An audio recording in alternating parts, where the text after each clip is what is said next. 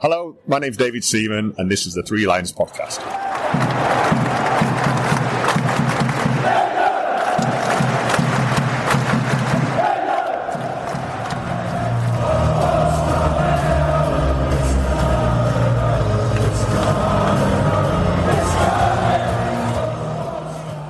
Hello and welcome to the Three Lions podcast. My name is Russell Osborne and this is an independent England football supporters podcast. I hope I find you well. Thank you very much for all the feedback on the recent episodes. Of course, there was the Greece and Finland review where I was joined by CJ Joyner. We briefly touched on the manager situation before it all became a lot clearer. And that's when I spoke with three other England fans to gauge their thoughts and opinions on the appointment of Thomas Tuchel. It's still a hot topic of debate, isn't it? In fact, a recent Prime Minister's questions, the PM opened up his speech with words of support to him. Also, William, the Prince of Wales, gave his support, saying, "We are all behind you," on social media. Although I'm guessing as patron of the Football Association, he couldn't really be saying anything else, could he? Coming up on this episode, we will be talking about one of Tuchel's predecessors with the host of another England podcast. Yes, I'm going to direct you to another podcast. It's cool. I think you're going to enjoy it. That's coming very soon. But first, I wanted to check in on the Lionesses. The women's game is approaching its first international break of the season, and they face Germany at Wembley on Friday the 25th of October. Then follow that with a trip to Coventry on the 29th, where they face South Africa. Both of these friendlies. In fact, they haven't played a competitive match since they played Sweden back in July, and I don't think they will play another one until the Euros next summer. After these games, they've got an international break at the end of November where they take on the USA at Wembley, 30th of November, that one. And then they play Switzerland. I believe that's up at Sheffield United. That's on the 3rd of December. But this international break, Sarina Wiegman announced her latest squad back on the 15th of October. It is a 25-player squad. Let's take a look at it. 3 goalkeepers, Mary Earps, Hannah Hampton and Anna Morehouse. Defenders, Millie Bright, Lucy Bronze, Jess Carter, Alex Greenwood, Maya Letitia, Esme Morgan, Lucy Parker, Leah Williamson and Lotta Wubben-Moy. 6 in midfield, Grace Clinton, Fran Kirby, Jess Park, Georgia Stanway, Ella Toone and Kira Walsh. And up front, Aggie Beaver-Jones, Lauren Hemp, Lauren James, Chloe Kelly, Beth Mead, Jess Naz and Alessia Russo. It is a squad with an average age of 26. It has 1,025 caps across it. And 178 goals. It's a squad made up of 4 from Chelsea, 4 from Arsenal, 3 from Manchester City, 2 from Manchester United, Tottenham and Everton, and then a whole glut of players, 1 club each, PSG, Orlando Pride, Gotham FC, Washington Spirit, Aston Villa, Brighton, Bayern Munich and Barcelona. So there are a couple of players who are yet to make their England debut. Anna Morehouse is the 3rd goalkeeper. She comes from Orlando Pride. And Lucy Parker from Aston Villa, yet to make her debut for the Lionesses. Now, since the announcement of the squad, Lauren James has since withdrawn with a calf injury. I'm intrigued to see who Sarina Wiegman will select to go in goal. Now, the last 3 games that the Lionesses played, Hannah Hampton was between the sticks. That was against Sweden, the Republic of Ireland and France, those all in those Nations League games. Mary Earps, currently at PSG, from what I can gather, has been struggling to... She's got some games, but struggling to secure a place following her move from Manchester United. So it'll be interesting to see who Sarina Wiegman will select to go in goal. As they're friendlies, maybe they will rotate around. I'd like to mention Alessia Russo. She was announced as both the Lionesses Player of the Year and also top goal scorer for the year. So congratulations to her. 6 goals since the World Cup final last year. Now, England haven't faced Germany since that final of the Euros back in 2022. So it'll be interesting to see how this one goes. This is a match that will honour former captain Steph Houghton, who retired at the end of last season. Her last England game was back in February 2021. It was a 6-0 win, a friendly against Northern Ireland, and it was the last of her 121 caps. Not bad for a career that unfortunately had a few serious injuries. But it'd be great to give her a reception at Wembley, fully deserved. Then South Africa. They are a side that we've only met twice. We've last met them 2010 in the Cyprus Cup. We won that 1-0. Then in the same competition, the year before, we won it 6-0. So that game taking place at Coventry City. I also want to mention the young Lionesses, the under-17s. They are taking part in the Under-17 Women's World Cup. That's over in the Dominican Republic. Nice. They're in Group C and began their campaign with a 2-0 victory over Kenya. They followed that up with a 4-2 victory over Mexico, despite being down to 10. And with those 2 victories, they are assured of a quarter-final place. Now, they faced North Korea on Thursday the 23rd. The winners will finish top of the group. So we wish them luck in progressing further in the competition. Some future stars playing over there. Okay, let's switch back to the senior men. Have you heard of the Gate 102 podcast? No? Listen up then.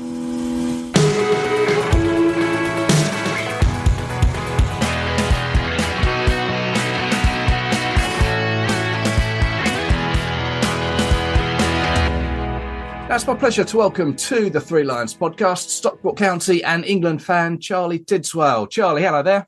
How you doing? You all right? I'm very well, thank you. Yourself? Yeah, good, mate. Yeah, thanks for having me on. No, you are more than welcome.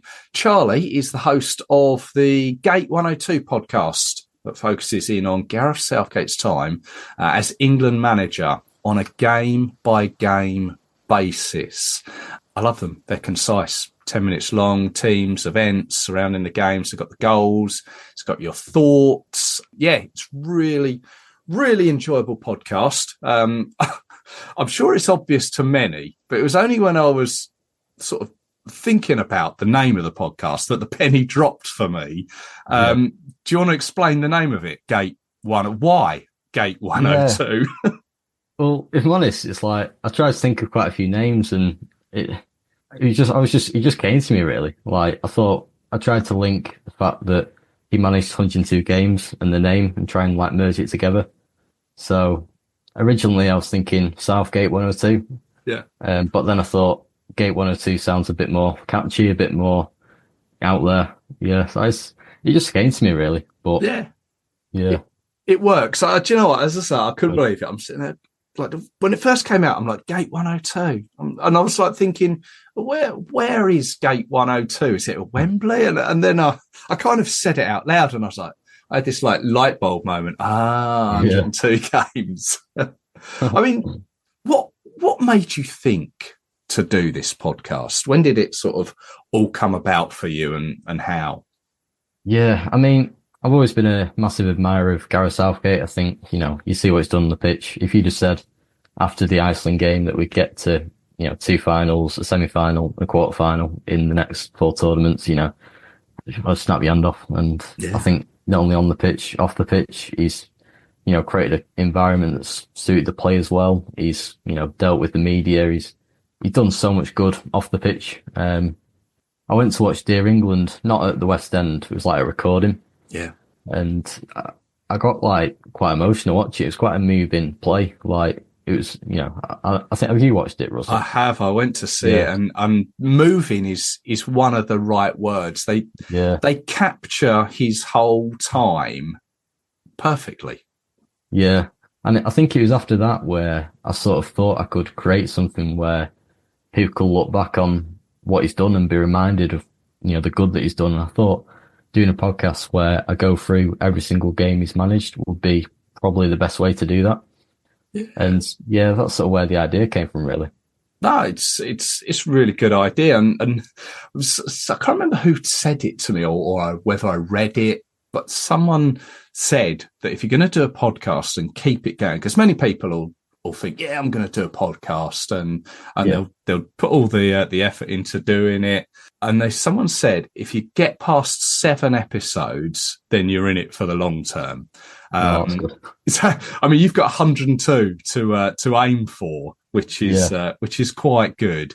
But you're right. He wasn't just on the pitch with Gareth. It was off the pitch as well, and his effect off of it with the general public, I think.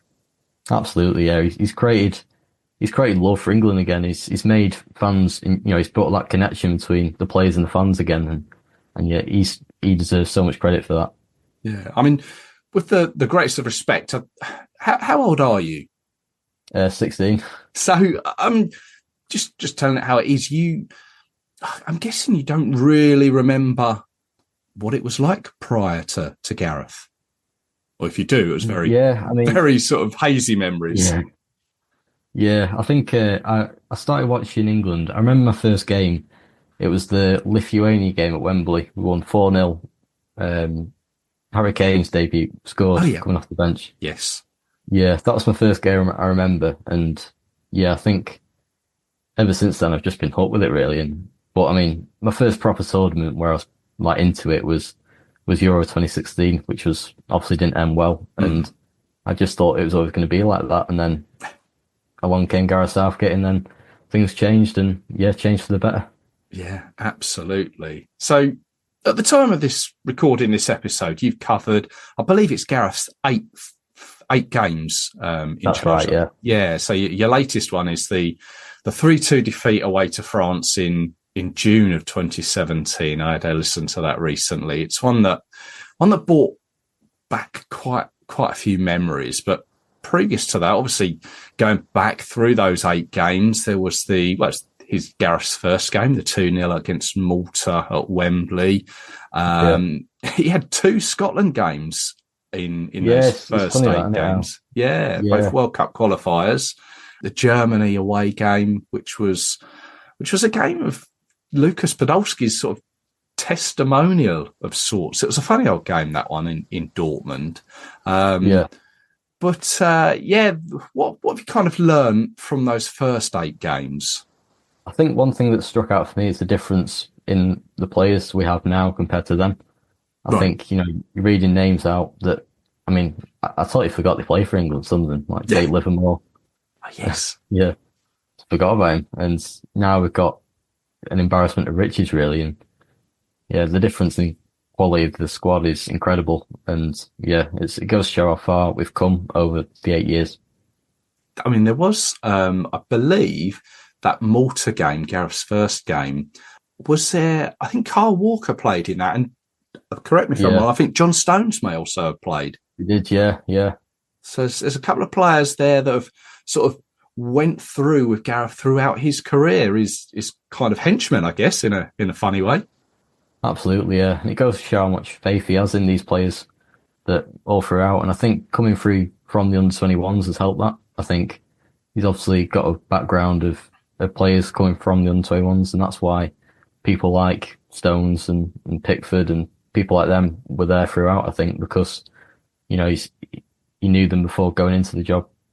Yeah, the under-21s was, he had 2-3 years there, I believe it was. Obviously, previous to that, he he had like an up and down time with Middlesbrough. Now, from memory, he took them to a European final, but obviously then took them down a league. So he kind of had mixed memories for Borough fans. Yeah, definitely. I think it goes to show that club football and international football are very different.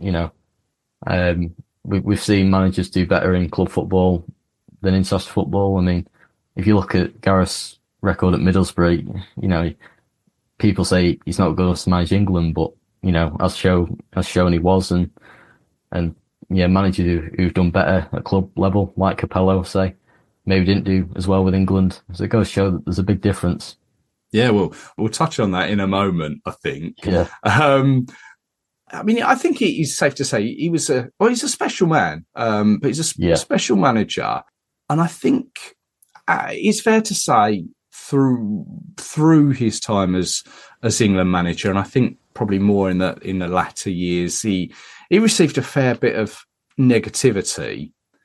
How do you think time will treat him with regards to his time as England manager? Say in 5 years, 10 years time out, how will we look back on Gareth Southgate?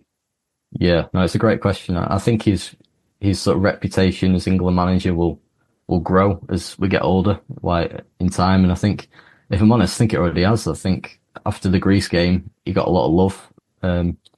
People say getting back, stuff like that. So I think in years to come, this will be, his sort of tenure will be, the man who turned it around, as opposed to the guy who didn't win anything. Because it always makes me laugh when people say, he didn't win anything, but like he's the only manager who's got us anywhere close to winning anything in almost 50 years. So I think as time goes on, he'll be looked more fondly upon. Yeah, you're right. You talk about player managers coming in as maybe not so successful as a domestic manager, but making that transition into the international game. Obviously, we have had a big change at the top with England. We've brought in Thomas Tuchel, who has had a successful time in the domestic game. He has he's got a basis, not just the team that he's going to take over from, that inherit from Gareth Southgate. Obviously, Lee Carsley needs to be mentioned as well. But it's kind of off the pitch as well. All those little sort of nuances that Gareth brought in, that I think it is important for Tuchel to carry on. Do you think? Absolutely. I mean, he said he's going to build on what Southgate's done, but there's one thing saying that, and there's another thing actually doing it. I think I'm not saying Tuchel's a bad person, but I just worry that I always go back to the Slovakia game in the Euros when we were losing 1-0 with seconds to go, and Southgate was dead calm and composed on touchline, and I think that made the players play better. And I sometimes worry if it goes wrong, Tuchel might be a bit more, demanding and maybe more passionate I don't know if that's a good thing or a bad thing, but I think it'll be very different off the pitch for Southgate. But we'll just have to wait and see. But I mean, if you're going off on the pitch for Tuchel, you just hope he can replicate what he's done in club football and adapt to the international game a lot quicker. Yeah. I think animated might be the word for Tuchel. I can see him, if we were losing with, let's take us back to that Slovakia game, if we'd have been losing with 30 seconds to go and Tuchel had been in charge there, I think he would have been a lot more animated on the touchline than Gareth actually was. Yeah, no, I think you're right. And I think it depends I think it's about reading the players, because some players will need a kick up the bum in a way and try and, sometimes they need a telling, but other players, you don't need that. So that's something. Obviously Southgate was there for 8 years, so he knew which players needed what. And I think that's something Tuchel's got to adapt to. Yeah. Man management, I think is what they call that. So many great memories of Gareth Southgate that we've all got as England manager. What episode are you looking forward to doing, or any particular ones, and maybe the ones not so much? Yeah. Great question. I think I can't wait to get the 2018 World Cup underway. I think I'm 10 episodes off that. So Okay. I'm looking forward to the Tunisia game, the Colombia penalty shootout, but I'm also not really looking forward to, I think I'm 3 weeks off or 4 weeks off, and I'll be talking about, I don't know if you remember the two consecutive 0-0 draws at Wembley against Brazil and Germany. Yes, I do. I remember traipsing up to Wembley on a couple of occasions, for those 0-0 draws. What was the time like that? It wasn't a very positive time from memory. No, it wasn't. I sometimes think that was sort of before, obviously it was before the 2018 World Cup, so there wasn't a lot to be cheerful about. Euro 2016 was still fresh in the memory. Allardyce sacking resignation was still fresh in the memory. So, it wasn't a great time, but I think it's hard because when you have got a 0-0 at Wembley and nothing really happened, you basically got to stretch as much as you can out of it, and it's hard really. But when there's like the Scotland game I recently talked about, you're trying to just almost limit yourself because there's so much you could talk about. You sort of try to limit yourself to 10 minutes, but other games where, like I say, nothing really happens, you sort of got to elaborate on everything you say. Yeah, 10 minutes on those 0-0s might be a little bit hard. Yeah, definitely. Yeah, but there's lots of things obviously around the games that can be sort of bought in for it. But there's probably a few other defeats that maybe aren't so high on the reminiscing front, I guess. Yeah. What sort of research do you do for each episode? Because obviously you're going back, 7-8 years for some of these games. What do you do for them all? Yeah, I usually start by writing everything I can remember at the game down. So I like to sort of start in my head, and then some games I remember more about than others, but I usually go and watch the game back as much as I can, really. If I've recorded a lot of England games over the years, so I sometimes watch it back on record. Others, I just watch the highlights. I read up on the game, so BBC Football, The Guardian, stuff like that, just to sort of jog my memory. And my recent episode in the France game, I talked about the tributes to the Manchester attack, and I couldn't remember that. So it is good because when you're reading up on things, it makes sure you're not missing anything key that could be said. I was just trying to think, what came after the France game? So what's your next episode? Malta 4-0. Yeah. So that was away, wasn't it? It was, World Cup qualifier. That's right. We had a couple of 4-0 aways at Malta, didn't we? We had one recently. Yeah, I think this one Trent scored, didn't he? And that's right. Yeah. Gareth left after obviously the second Euro final. It looks like he's given himself a good break at the moment. He hasn't really been in the public eye. I saw something he was doing something for, it might have been the Premier League temporarily, but I also saw that he said that he won't coach until the next year. He needs to give his mind and his body a break from what it's been through, which I think is fair. They often say that England manager is up there as most pressurised with like the Prime Minister. So fair play to him for giving himself some time off. Where do you think we'll see him next? Oh, it's an interesting question, really. I think, a lot of people have different views, and I think part of me thinks he might have a job outside of football.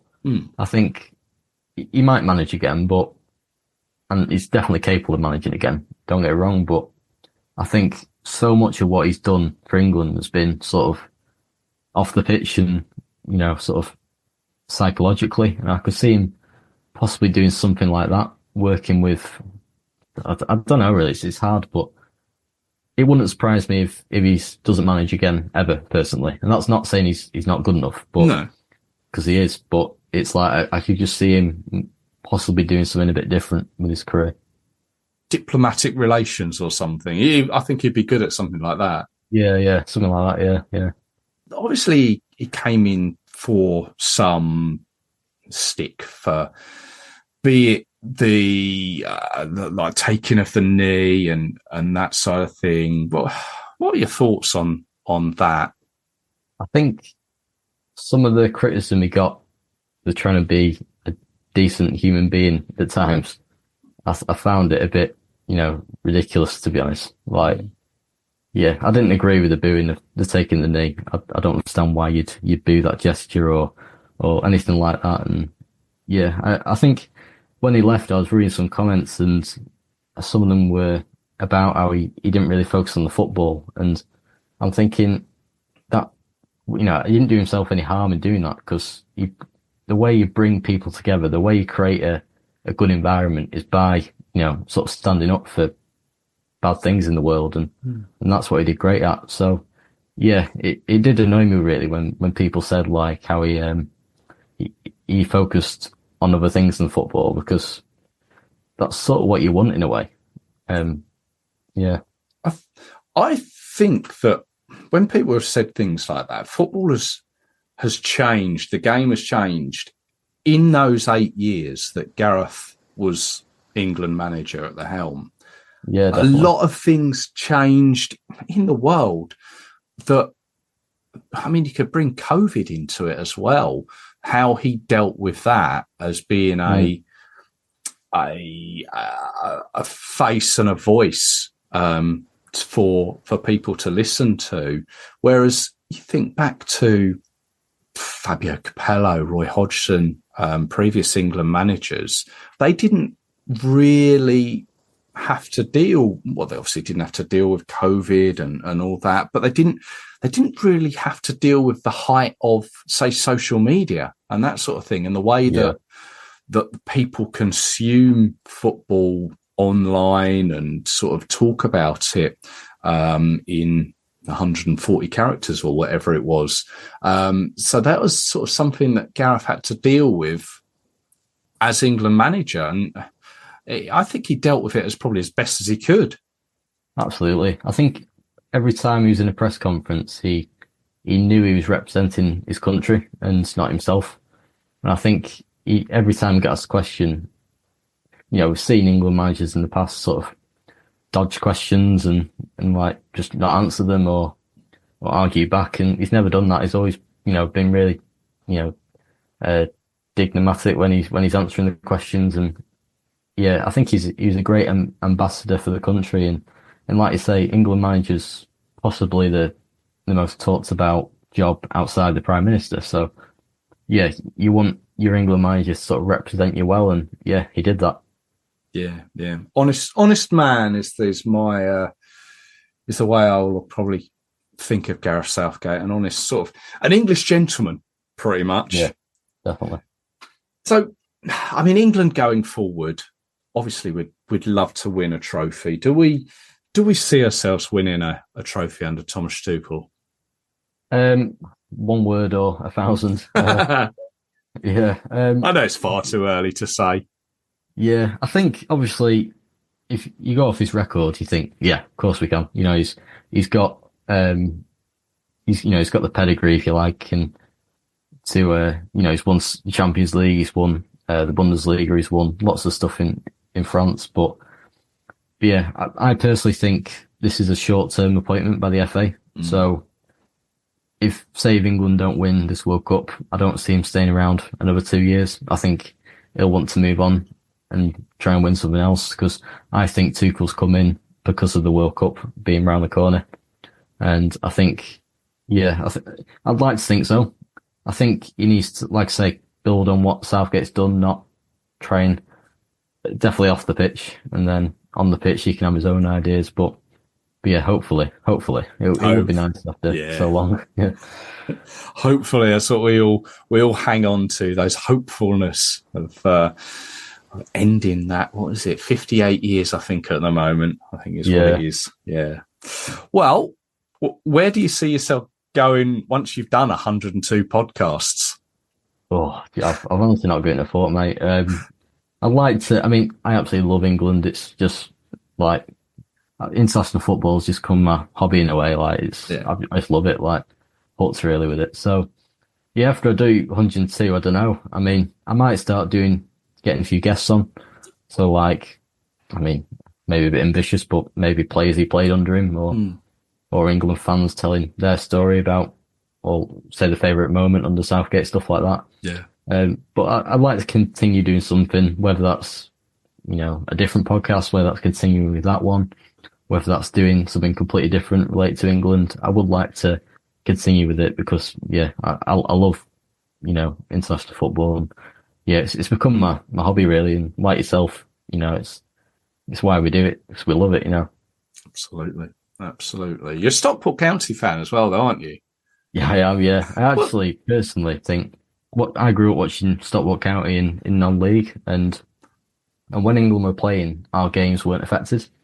So I think growing up watching County has actually helped my love for England because, growing up I saw England as almost an extra rather than a replacement, compared to if I was a Premier League fan where it would sort of, get rid of your club football and international football takes over. But yeah, so yeah, that's why I think I've always been, love watching England from such a young age, and I think supporting a pretty rubbish team growing up has actually helped that in a way. Well, what are they? Are they still League One? Yeah, still League One. Yeah. What are they doing at the moment?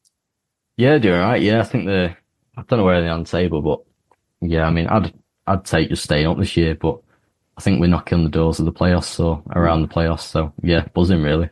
Good stuff. Love it. Well, go on back to the podcast. How and where can we find it? What's all the socials? What's all the details? Yeah, so we're available on Spotify and YouTube. Just type in Gate 102 Podcasts and it'll come up. In terms of social media, we're on Twitter, or X, whatever it's called now, Facebook and Instagram. And yeah, give us a follow, and our chat's always open. So ever want an England chat with me, just send me a message, and yeah, we'll get back to you. And it's available to everyone to listen to, and hope you enjoy it if you do decide to listen to it. It is a good listen. Charlie, thank you very much for your time. Really appreciated. Just wish you all the very best with it. Keep putting them out there, and yeah, look forward to the I don't know, there's so many good ones to think about. I'm thinking Colombia, the penalties. I'm thinking Germany in the Euros, and even the last but one, the Netherlands in the Euros in the semi-finals. Such good memories of England. Such good memories of Gareth Southgate. Yeah, no, thanks, Russell. It's been a pleasure.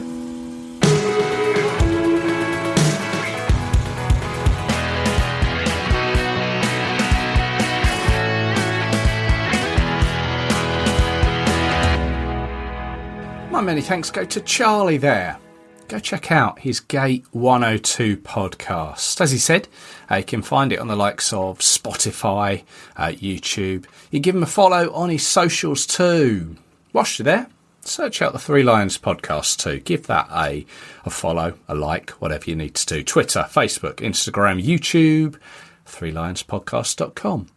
You can also email me, should you want to, at threelionspodcast@gmail.com. I'm always open to ideas for the show. Also, don't forget the Ko-fi account. You can contribute to the hosting of the show just by heading to ko-fi.com/Three Lions Podcast, ko-fi.com/Three Lions Podcast. Any donation is very much appreciated, and it all goes towards the monthly hosting of the show, nothing else. I will be back with you very soon. You may remember at the start of the year, I had a Valentine's Day special episode. Well, I looked at the calendar and I saw Halloween is coming up. Well, basically I looked in a load of shop windows, and that gave the game away. So I have a Halloween special coming soon. Also, I bought my Greece away ticket recently. £10, bargain. So the preview episode for that will hopefully follow. Hope you can join me for those. So until then, if you go into the Lionesses game, enjoy those. But take care of yourselves. Cheers.